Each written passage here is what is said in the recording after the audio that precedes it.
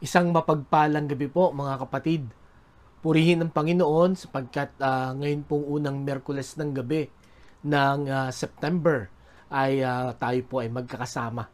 Salamat sa Diyos sa patuloy na kalakasan at pag-iingat niya sa buhay po natin na pinaabot niya po tayo sa ganito pong araw, ganito pong gabi na tayo po ay magsasama-sama uli na pupurihin ang Panginoon, pag-aaralan ng kanyang salita at ipapanalangin natin ang mga kahilingan ng mga kapatiran o ng bawat isa. Kumusta na po kayo? Nawa ay tayo po ay ligtas, lalo na sa atin pong nararanasan na bagyo. Ano po? Nawa ay mag-ingat po tayo lalo na sa mga baha at karamdaman na dulot po nitong bagyong ito. Patuloy nating ipanalangin ang mga kapatiran natin na may mga karamdaman na nawa ang kapangyarihan ng Panginoon ang dumaloy sa kanilang mga katawan upang sila ay gumaling, lumakas at makasama natin sa atin pong pagtitipon, sa atin pong gawain at magawa din nila yung mga kailangan nilang gawin at tapusin sa araw-araw. Kaya mga kapatid, ngayong gabi sa atin pong pag-aaral ng salita ng Diyos, atin na pong buksan ang atin pong mga Bibles sa Book of Proverbs. Ano po? Proverbs chapter 1 verse 7.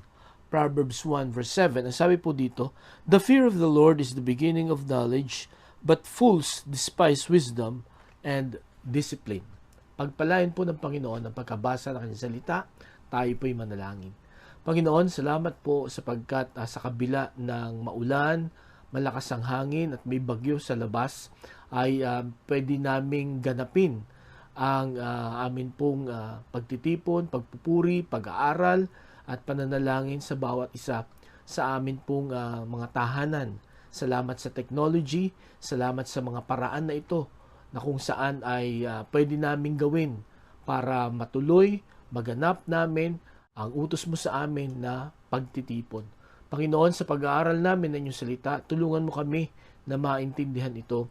Tulungan mo kami na makakita ng mga panuntunan kung papaano namin gugugulin ang amin pong mga buhay habang kami ay narito sa lupa. Salamat po sapagkat kami ay nasa ikasyam na buwan na ng taong 2024. Salamat sapagkat hindi mo kami pinabayaan. Lord, tulungan mo kami na makita ang kahulugan ng inyong salita para magamit namin ito, ilaw at sandata, sa amin pong pagharap sa iba-ibang hamon na amin pong makakasalamuha. Kaya Panginoon, tulungan mo at samahan mo na kami sa pag-aaral. Ito ang aming dalangin sa pangalan ni Jesus. Amen. Ayon po sa isang website na ang pangalan ay nextbigidea.com, ayon po sa mga scientist, ay nakakagawa daw po ang isang tao ng 35,000 decisions every day. No? Sobrang dami, ano po? At ang mga decision pong ito ay yung mga pinakamaliliit hanggang sa pinakamalalaki. At ayon po sa isa ring website, sa linkedin.com, ay meron daw po tayong ginagawang 70 big decisions, ano? Sa bawat araw. Ano po? So 70 big decisions a day. Pero ito rin po ang makikita natin sa linkedin.com. Ayon din po sa survey, ay nakakagawa daw po tayo or ang average na tao ng 50 mistakes, 50 errors sa bawat araw. So imaginein po natin kung tayo po ay bawat araw may 50 mistakes na ginagawa. So ilan po 'yan sa loob ng isang linggo, 350 mistakes. At sa loob ng isang buwan, ito ay 1,500 mistakes ang nagagawa natin sa loob ng isang buwan. Kung 50 mistakes ang nagagawa natin per day. So napakadami po noon. At alam nyo, dahil po sa mga datos na ito, mali man o tama ang desisyon na gagawin natin, ito po ay may consequences. And sometimes, the consequences of our wrong decisions or right decisions ay lifetime and eternal. Okay? For example, pag binahaginan tayo ng salita ng Diyos, itinuro sa atin na si Kristo lang ang daan papunta sa langit, kailangan natin tanggapin si Jesus bilang sariling tagapagligtas para makaiwas tayo sa tiyak na kapahamakan sa impyerno at para tayo ay makapunta sa langit. Ano po? Itong katotohanan ito. We will reject the Lord Jesus Christ. Then, the consequence of this is also until eternity. Di po ba? Kaya napakahalaga ng mga desisyon po na gagawin natin. Ngunit dahil sa tayo po ay mga makasalanan, madalas ang atin pong pinipili na daan or ang pinipili nating pagpapasya ay mali. Kaya naniniwala ako ngayong gabi ay marami tayong pinagsisisihan at pinanghihinayangan. Katulad na lamang ng mga larawang ito. Ano kaya ang nasa isip nila after na maranasan nila ito? Di po ba? Katulad na lang ng dalawang sasakyan na ito. Siguro niisip niya, sana ako ay sumunod na lang sa batas trapiko. O kaya, sana hindi ako nagmadali. Sana maintain ko lang yung speed limit ko. Hindi sana nangyari ito. Or itong batang ito, na nabuntis ng maaga, marahil ang sinasabi niya sa oras na ito ay, kung nakinig lang ako sa aking mga magulang, kung inuna ko lang ang aking pag-aaral, sana ay hindi nangyari agad ito sa akin. At marahil meron kayong iba-ibang mga regrets sa buhay. Mga pagkakamali na nakakalungkot man na sabihin ay wala na tayo pong magagawa. Hindi na natin pwedeng ibalik at itama yung mga pagkakamaling yun. Ngunit ngayong gabi mga kapatid, merong magandang balita itong ating pong pag-aaralan sa aklat po ng Proverbs, na po ay compilation, ni King Solomon at ng ibang mga writers na mga wise men din, Pero si King Solomon po ang may pinakamarami na contribution sa Book of Proverbs. At makikita po natin dito kung gaano kahalaga ang karunungan, Kung gaano kahalaga na magkaroon po tayo ng karunungan habang tayo po ay nabubuhay sa mundong ito. Sapagkat without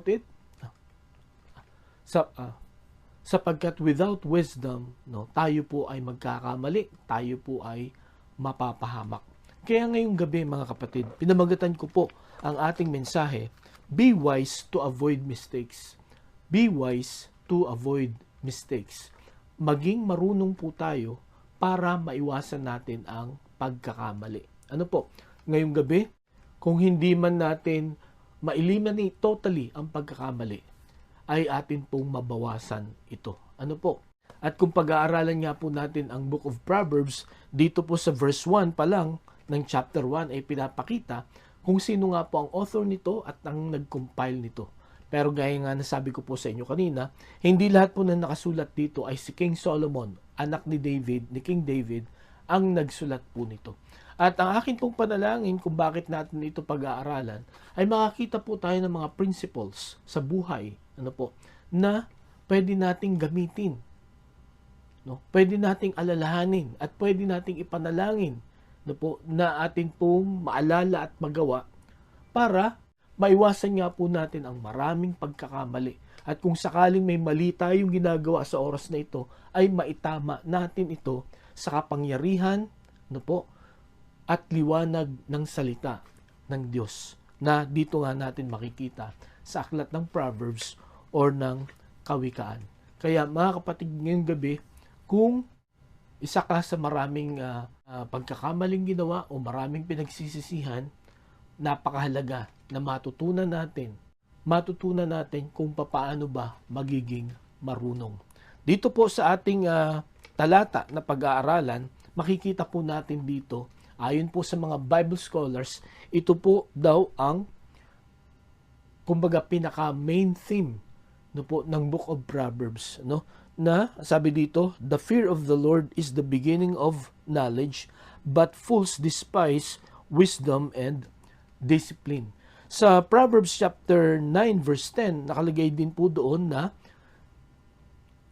the fear of the Lord is the beginning of wisdom. So yung knowledge and wisdom po dito ay magkapareho. Meron po tayong tatlo na katotohanan na dapat tandaan tungkol po sa pagiging marunong para makaiwas tayo sa mga pagkakamali sa buhay na ito. Na yan po ang dahilan kung bakit po sinulat at kinumpile ni King Solomon ito po mga Proverbs na ito. At kung mapapansin po natin dito sa verse 8, ang sabi dito, "Listen, my son, to your father's instruction and do not forsake your mother's teaching." So ito po kumbaga ay sinulat niya sa kanyang anak. Okay? Kumbaga ay nire-remind niya yung kanyang anak kung gaano kahalaga ang karunungan. At kung babasahin po natin dito sa verse 10, ang sabi niya, "My son, if sinners entice you, do not give in to them." Kaya niya itinuturo ito sa kanyang anak, sapagkat maraming mga makasalanan, maraming mga masasamang tao ang manunukso, ang hihila sa atin para tayo po ay magkamali at mapahamak. And the only way to resist it, or to resist them, is to be wise. In order for us to avoid those enticements, kailangan po nating maging marunong. So, ang tatlong katotohanan po na kailangan nating tandaan na itinuro po ni King Solomon sa kanyang anak at sa atin din ngayon sa kapanahonan natin. Ang una ay the explanation of the wisdom. Ano po ang kahulugan, ang paliwanag tungkol sa karunungan? Ano ba ito? Magkaiba ba ito ng intelligence, ng understanding, ng knowledge? Ano ang difference ng wisdom? Okay? Ang knowledge or ang intelligence ay yung acquisition of information. Okay? At yun nga po, marami sa atin ang mga matatalino sa kapanahunan. Ngunit ang nakakalungkot, maraming matatalino pero hindi marurunong. Anong ibig sabihin nun? Ano ang difference? Okay, ang mga matatalino, yun nga, marami silang alam. Pero ang mga marurunong, ito daw po ay yung maraming alam, ito daw po ay yung isinasagawa kung ano yung kanilang alam. Okay? Nakuha niyo po ako? Nung ako po ay nag-aaral pa sa Bible School, meron po ako isang kaklase na napakahilig niyang bumili ng libro. And one time, inimbita niya ako sa kanyang room at ipinakita niya. Pagbukas niya nung kanyang locker, nakita ko na napakarami niyang libro. At pinagmamalaki niya yun sa akin. Pero ito yung naisipan kong itanong sa kanya. Ilan dyan ang mga nabasa mo na? Alam niyo, sagot niya sa akin, wala pa. Sabi ko, kailan mo sisimulang basahin yan? Saka na lang. So, ibig sabihin yan pala ay props lang, or pan-display mo lang. Oo, pero saka na pag may oras ako, saka ko yan babasahin. Okay? So, parang katulad nga yan ng isang tao na maraming alam, maraming nakalagay sa kanyang utak na mga informations, pero hindi niya maisagawa sa kanyang buhay. Yun po ang mga intelligent people. Maraming alam, pero hindi nila alam kung paano i-apply practically yung kanilang alam. Pero ang mga taong marurunong daw po, kahit hindi ganun karami ang kanilang alam, pero alam nila kung paano isasagawa yung kakaunti or yung iilan or yung kung ano ang meron silang kaalaman. Okay, nasundan niyo po ako. Ang sabi po dito sa James chapter 1 verse 5, "If any one of you lacks wisdom, he should ask God, who gives generously to all without finding fault, and it will be given to him." Ang itinuturo po dito ni Santiago ay ganito. Kung tayo po ay kulang sa kaalaman, kung tayo po ay nangangailangan ng kaalaman, sa Diyos po tayo humingi. Okay? Bakit po? Ang gusto niyang ipaalam sa kanyang mga readers ay ang Diyos lang ang pwedeng magbigay ng karunungan sa bawat isa. Okay? Ang Diyos lang ang pwedeng magbigay ng kakayahan na gawin kung ano yung ating alam. Ang sabi pa niya dito sa James chapter 1 verses 22 to 25, do not merely listen to the word and so deceive yourselves. Do what it says. Anyone who listens to the word but does not do what it says is like a man who looks at his face in a mirror, and after looking at himself, goes away and immediately forgets what he looks like. But a man who looks intently into the perfect law that gives freedom and continues to do this, not forgetting what he has heard, but doing it, he will be blessed in what he does. So makikita natin dito, no, ang isang tao na nakikinig lang, no, pero hindi niya ginagawa kung anong napakinggan niya, ay parang isang tao na tumingin sa salamin, na makita niya na may dumi sa kanyang muka, no. Pag alis niya doon sa salamin upang linisin yung nakitang dumi sa mukha niya, bigla niyang nalimutan na may dumi ang kanyang muka.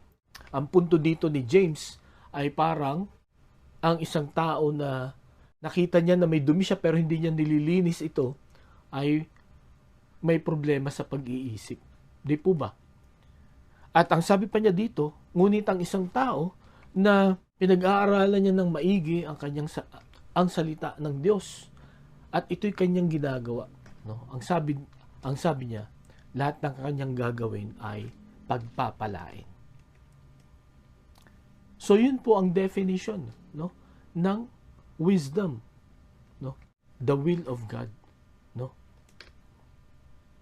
It is the ability to do the will of God. Ito ay kakayahan na gawin kung ano ang kalooban ng Diyos. Sa gabing ito, ilan po sa atin ang marurunong, no? How many of us are wise?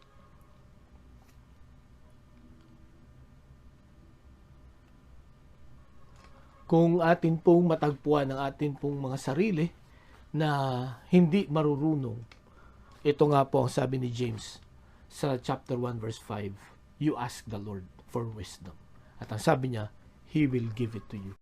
Yun po ang una na makikita natin, na katotohanan, ano, ng paliwanag ng wisdom dito.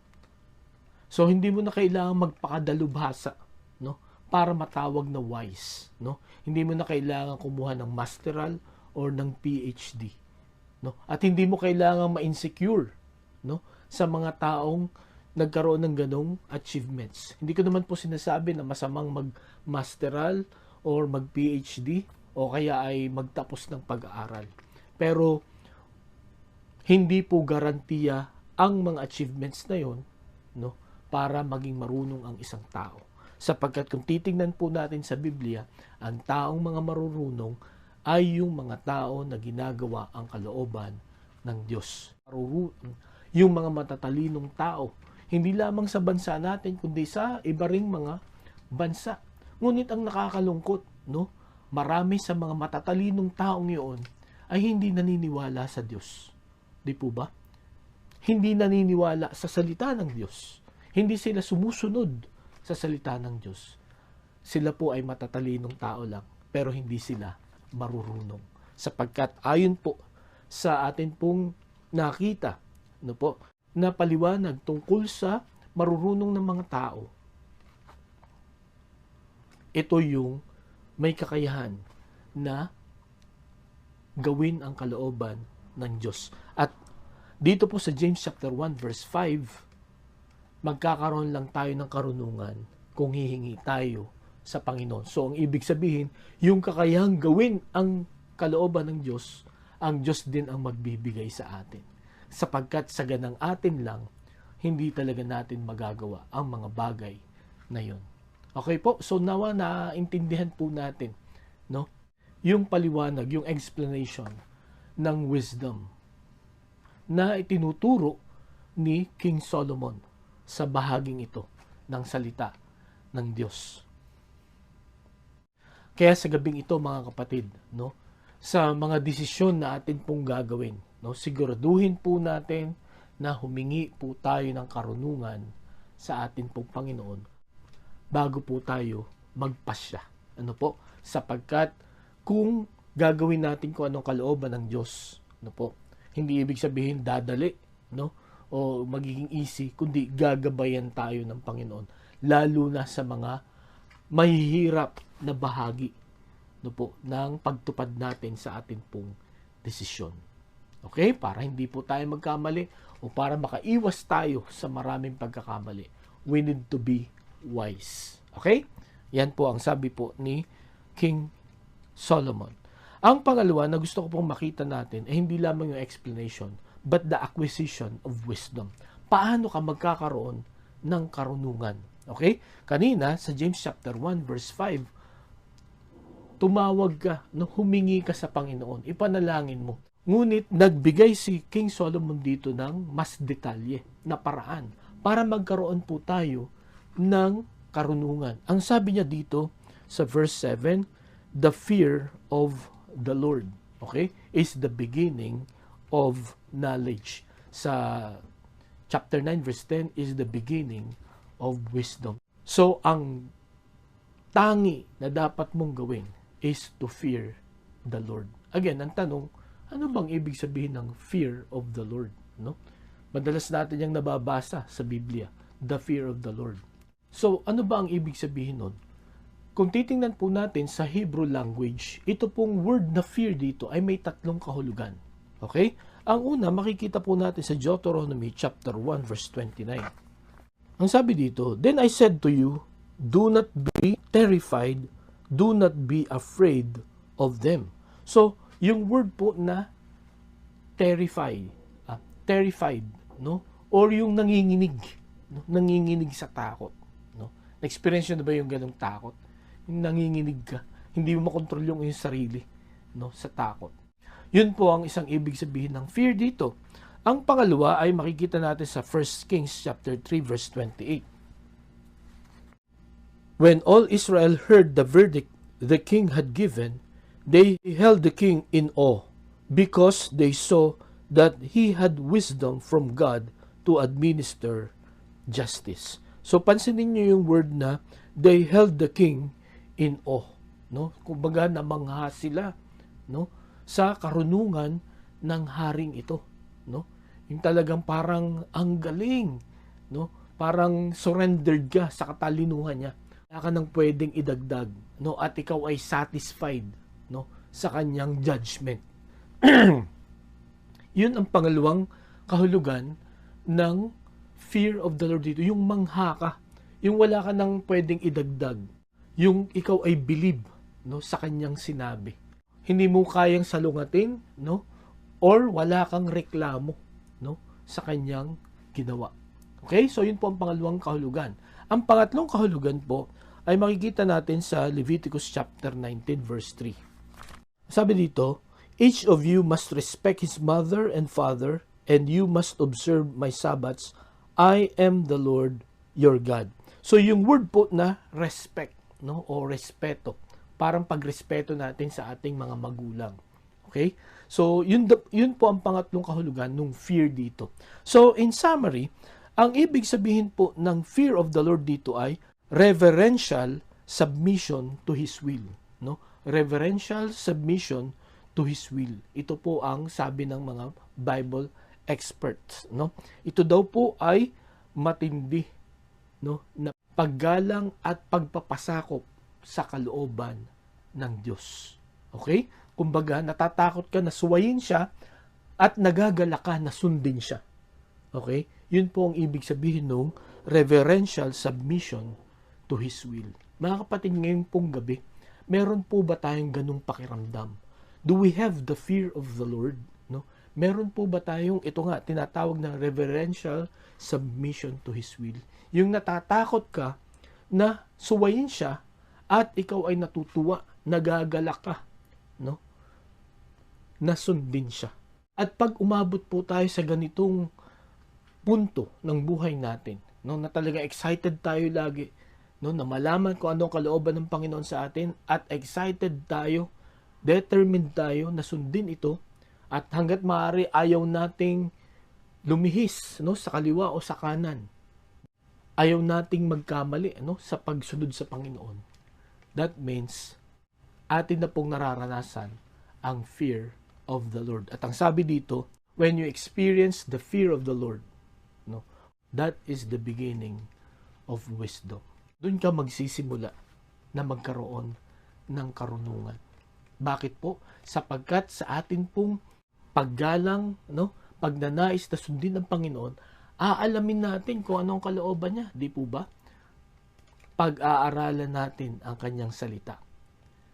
At ang sabi nga ni Haring David, no, sa Psalm 119, 105, no, memorize na po natin ito, no. Your word is a lamp unto my feet and a light to my path. Ang ibig pong sabihin, ang salita po ng Diyos, no po, dito natin makikita ang kalooban ng Panginoon. At sa atin pong pamumuhay sa mundong ito, kung lagi nating kukonsultahin ang kanyang salita, ito po ay magbibigay ng ilaw, no po, sa bawat hakbang po natin. At ito rin po ang magbibigay ng liwanag, no po, sa atin pong paglalakbay sa mundong ito. Kaya napakaganda na inihantulad ni Haring David sa Psalm 119, 105, ang salita ng Diyos, no, sa ilaw, sapagkat ang ilaw, yan po ay ginagamit, no, para paliwanagin ang kapaligiran, para hindi po tayo mapahamak, at para makita natin yung ating dadaanan. Yun lamang po ang function ng ilaw, no, magbigay ng liwanag para hindi tayo mapahamak. Kaya mga kapatid, the moment we experience the fear of the Lord, that's the beginning of wisdom, no? That's the time we will have the ability to obey His will, no? Bakit? Sapagkat makikita natin kung anong kalooban niya at bibigyan tayo ng lakas ng Panginoon to follow His will. Kaya ngayong gabi mga kapatid, nakita mo na ba ang kalooban sa iyo ng Diyos? At kung sakaling nakita mo na, ano ang iyong ginagawa? Sinusunod mo ba ang kalooban niya?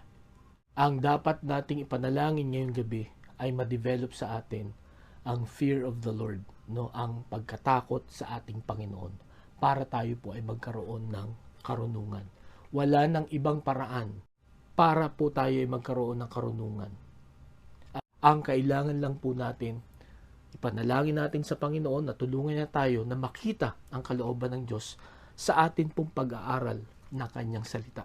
Kaya ito po ang sasabihin ko sa inyo, pag hindi po tayo nag-aaral ng salita ng Diyos, imposible na makita po natin ang kanyang kalooban. Sapagkat dito po sa kanyang salita, naka-reveal, no, na ipinahayag ng Diyos yung kalooban niya.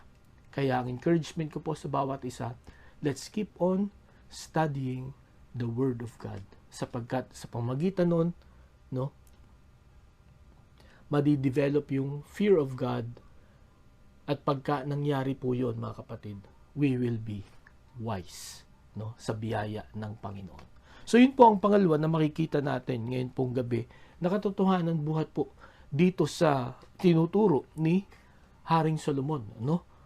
At pangalawang katotohanan, para matandaan natin, no, upang tayo po ay maging marunong, para maiwasan po natin ang pagkakamali. Okay po? So yun po ang pangalawa. Ang una, the explanation of wisdom. Secondly, the acquisition of wisdom.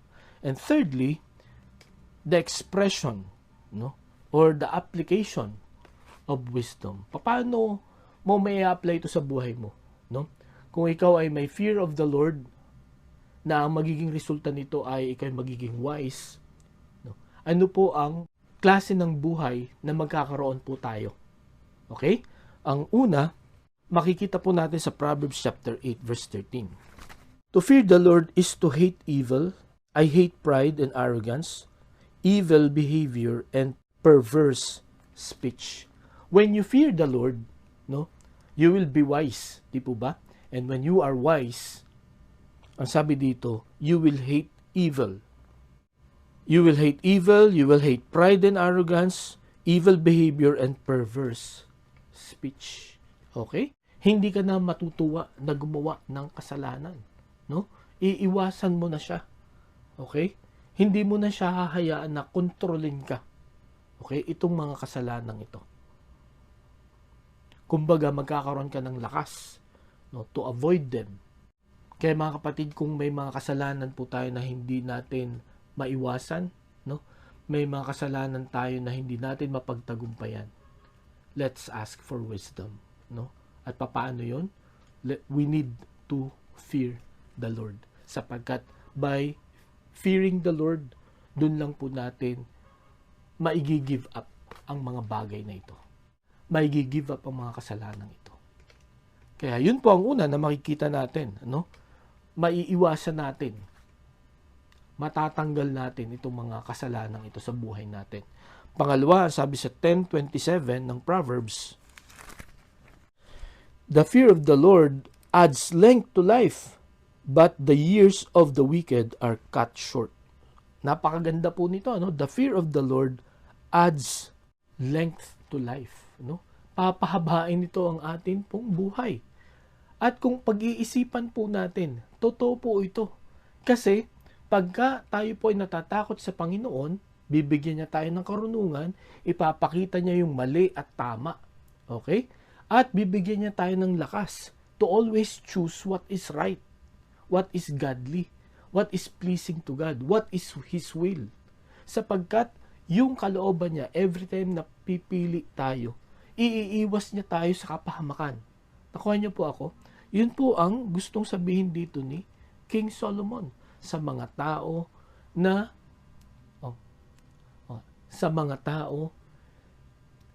mga marurunong. Papahabain niya yung kanilang mga buhay. Sapagkat pagka mali lagi ang iyong mga choices, no?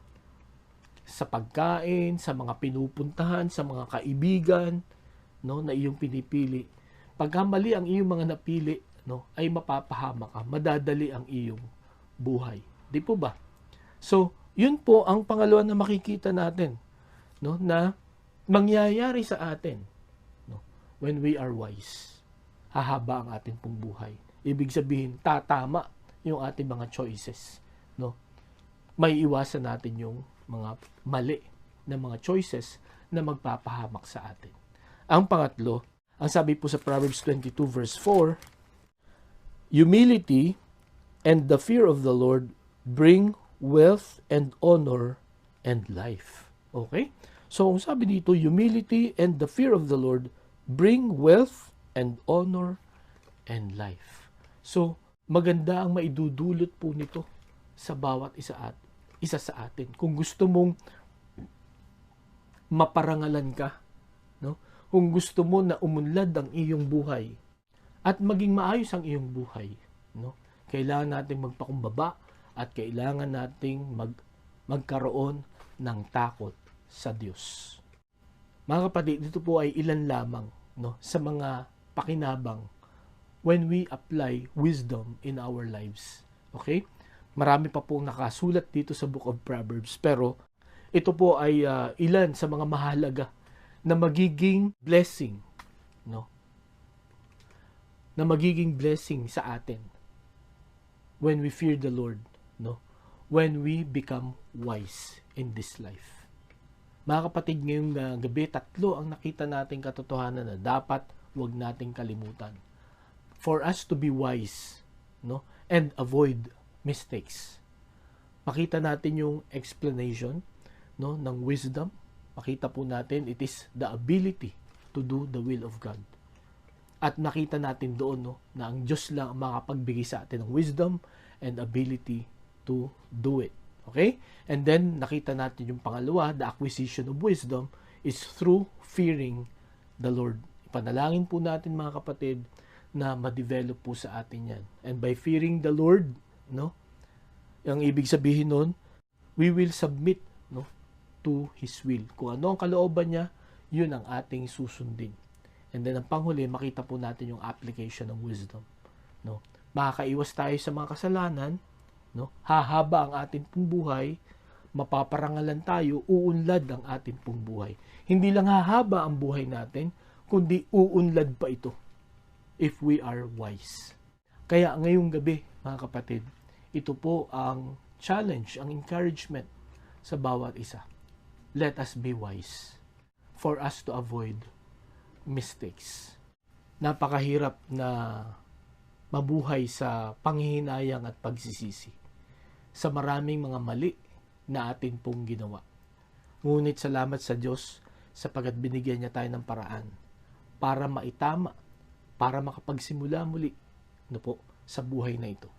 Yun po ay magkaroon ng takot sa Diyos para tayo po ay maging marunong. And when we are wise, we can avoid mistakes. Tayo po'y manalangin. Panginoon, salamat po sa inyong paalaala. Salamat po sa inyong salita ngayon pong gabi.